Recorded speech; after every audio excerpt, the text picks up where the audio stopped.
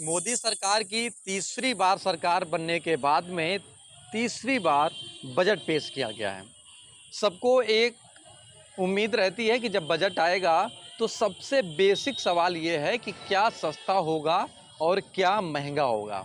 तो इस वीडियो को आप पूरा देखिए और समझिए कि आखिरकार क्या सस्ता हुआ, क्या महंगा हुआ और सरकार ने कौन से ऐसे दो राज्य हैं जिन पर बम्पर योजनाओं को बांटा है। नमस्कार, मेरा नाम है दुर्गेश मिश्रा, हाजिर हूँ एक बार फिर से नए मुद्दे के साथ में। ये बात तो बिल्कुल 16 आने सही है कि सबको इंतज़ार होता है कि क्या सस्ता क्या महंगा, लेकिन ये नहीं पता होता कि ऐसा क्या होता है कि सरकार किसी राज्य के ऊपर तो ज़्यादा रुपए खर्चा करती है और किसी राज्य के ऊपर कम खर्चा करती है। हम इसका जिक्र करेंगे लेकिन कुछ समय बाद में।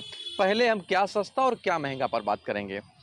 तो ये जो बातें हैं कि निकल कर के सामने आती हैं, वो बातें हैं कि दवा और मेडिकल स्टोरों पर जो ड्यूटी लगती थी वो सस्ती की गई है। यानी कि जब आप दवा लेने जाएंगे तो कुछ रुपए हो सकता है सस्ता मिलेगा। जो मशीनों में आप जांच कराते हैं वो भी सस्ती होंगी क्योंकि कस्टम ड्यूटी कम की गई है। फ़ोन और चार्जर से भी 15% ड्यूटी हटाई गई है, इससे फ़ोन सस्ते होंगे। इसके अलावा सोने चांदी की चीज़ें भी सस्ती होंगी, इस पर कस्टम ड्यूटी हटाई गई है। 25 महत्वपूर्ण खनिज पदार्थों पर भी कस्टम ड्यूटी घटाई गई है। अगर हम आम नागरिक की भाषा में समझें तो सहूलियत मिली है क्योंकि सोना चांदी लगभग भारत में सभी लोग पहनते हैं। खाने पीने की चीज़ें लगभग यूज़ करते हैं। सेल फोन भी लगभग प्रत्येक व्यक्ति यूज़ करते हैं और दवा भी लगभग हर व्यक्ति यूज़ करता है। ये तो हो गई सस्ते की बातें। अब महंगा क्या हुआ है। महंगा जो हुआ है वो आम नागरिक के समझ में नहीं आएगी, लेकिन आप जान लीजिए। अमोनिया नाइट्रेट पर कस्टम ड्यूटी 10% बढ़ाई गई है। नॉन बायोग्रेडिकल प्लास्टिक में भी कस्टम ड्यूटी 25% बढ़ाई गई है। हालांकि कहेंगे कि प्लास्टिक का हमारे से कोई मतलब नहीं रहता है, लेकिन कहीं ना कहीं पीछे यानी कि बैक साइड से हम प्लास्टिक का उपयोग ज़रूर करते हैं। इसके अलावा शेयर बाज़ार का जो काम करते हैं, जो खेलते हैं, उसके लिए टैक्स 15 से 20% तक किया गया है। शेयर बाज़ार में जो 1 साल से ज़्यादा के लिए निवेश करते हैं उसमें 10% से 12.5% कर दिया गया है।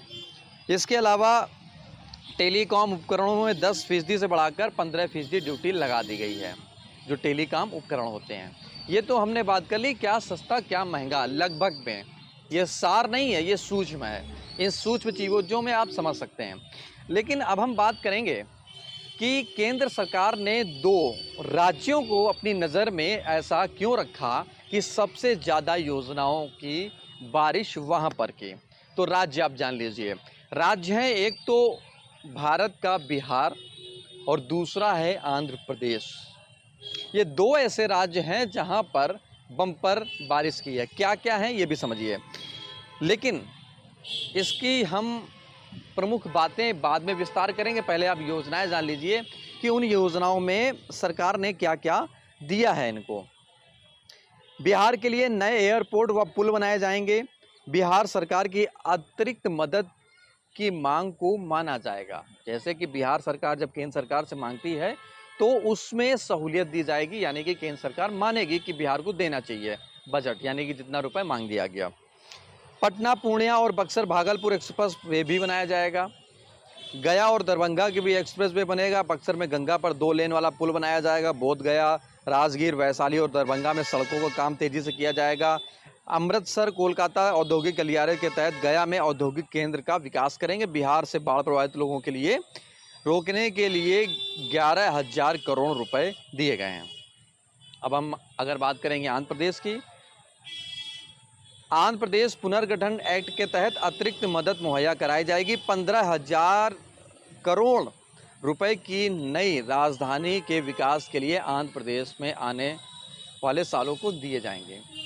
पीएम आवास योजना के तहत 3 करोड़ नए घर दिए जाएंगे, ये घोषणा की गई है बजट में। मैन्युफैक्चरिंग सेक्टर में एमएसएमई के लिए क्रेडिट गारंटी दी जाएगी। मुद्रा लोन के लिए 10 लाख से बढ़ाकर 20 लाख तक कर दिया गया है। ये बात अलग है कि आम नागरिक अगर बैंक में लोन लेने जाता है तो उसको शायद नहीं मिलता है, लेकिन अगर आप कागज़ देखेंगे जाके बैंक के पास तो पूरे तैयार मिलेंगे।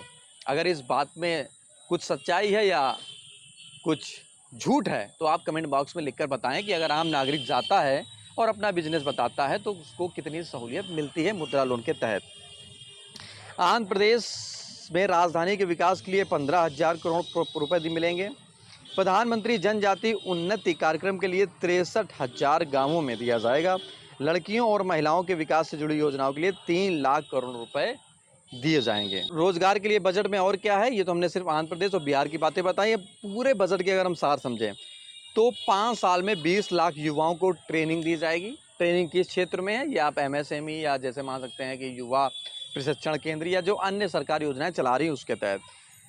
घरेलू संस्थान में पढ़ाई करने के लिए 10 लाख रुपए तक का एजुकेशन लोन देने का ऐलान किया गया है। हर साल 1 लाख छात्रों को कर्ज की राशि में 3% वार्षिक ब्याज से छूट का वाउचर्स किए जाएंगे। रोजगार, कौशल प्रशिक्षण, अन्य अवसरों की सुविधा के लिए 5 साल में 2 लाख करोड़ रुपए खर्च किए जाएंगे। इसमें 4.1 करोड़ युवा लोगों का फायदा होगा। केंद्र सरकार की ओर से 5 साल में 20 लाख युवाओं को ट्रेनिंग दी जाएगी। हब और स्पोक व्यवस्था के तहत 5 साल में 1000 ITI को हाईटेक किया जाएगा। यानी कि जितनी भी बातें हैं वो लगभग कहीं ना कहीं रोजगार से जोड़कर देखी गई हैं, जो ऐलान किए गए हैं। लेकिन हम बात कर रहे थे बिहार और आंध्र प्रदेश की, तो शुरुआत चुनाव से होती है। जब लोकसभा चुनाव हुए तो जुमला चल रहा था बीजेपी 400 के पार। ना तो वो 350 के पार आई, ना वो 300 के पार आई, बल्कि 300 के नीचे सिमट कर रह गई। तो आंकड़ा निकाला गया कि ऐसा क्या हुआ। हालांकि हम उत्तर प्रदेश की बात करेंगे तो उत्तर प्रदेश के अलग आंकड़े हैं। जितनी उम्मीदें थी उससे बहुत कम सीटें उत्तर प्रदेश में मिली थी। लेकिन जब बिहार और हम आंध्र प्रदेश की बात करते हैं तो ये भारत के पिछड़े इलाकों में आते हैं। बिहार में बाढ़ आती है तो पूरे के पूरे गाँव बह जाते हैं। तो देखा यह गया कि यहाँ पर रोजगार नहीं है। बिहार के लोग मुंबई, हैदराबाद, दिल्ली, गाजियाबाद जैसे बड़े शहरों में जाकर रोजगार करते हैं और अपने बच्चों का जीवन यापन पालते हैं। वोट बैंक भी अच्छा खासा बिहार में आता है। लेकिन यही हालात आंध्र प्रदेश में भी हैं। आंध्र प्रदेश के लोग भी बाहर जाकर कमाते हैं और अपना घर का खर्चा चलाते हैं। केंद्र सरकार का जो नज़रिया है वो 2027 को फोकस करते हुए बताया गया। जो जैसे मैंने लोगों से बात की, जो राजनीतिक लोग हैं, जो बजट के जानकार हैं, कि 2027 को लेकर आंकड़ा अब सीधे सीधे फिक्स कर लिया गया है आंध्र प्रदेश और बिहार को। यानी कि बिहार में वो बुनियादी सुविधाएं दी जाएं कि जिससे वोट बैंक मजबूत हो। और जो उत्तर प्रदेश में धोखा मिला है, या यूँ कहें कि हकीकत हुई है, या अन्य राज्यों में हकीकत हुई है कि वोट बैंक गिरा है बीजेपी का, वो कवर करने की कवायद अब आंध्र प्रदेश और बिहार से पूरी उम्मीद लगाए बीजेपी बैठी है। अब 2027 में क्या होगा, उसके पहले 2024 से ही रणनीति बनना तय हो गई हैं। हालांकि ये बहुत अंदर की बातें हैं, आम व्यक्ति के समझ में आने वाली नहीं है। लेकिन जिसको भी समझ में आएंगे तो आप कमेंट बॉक्स में लिखकर ये बात ज़रूर बताइए कि आप कहां से हैं और बजट से आप कितने प्रतिशत संतुष्ट दिखाई दे रहे हैं। नमस्कार। आपको वीडियो पसंद आया तो वीडियो को लाइक, कमेंट, शेयर करें और हमारे चैनल को सब्सक्राइब भी करें।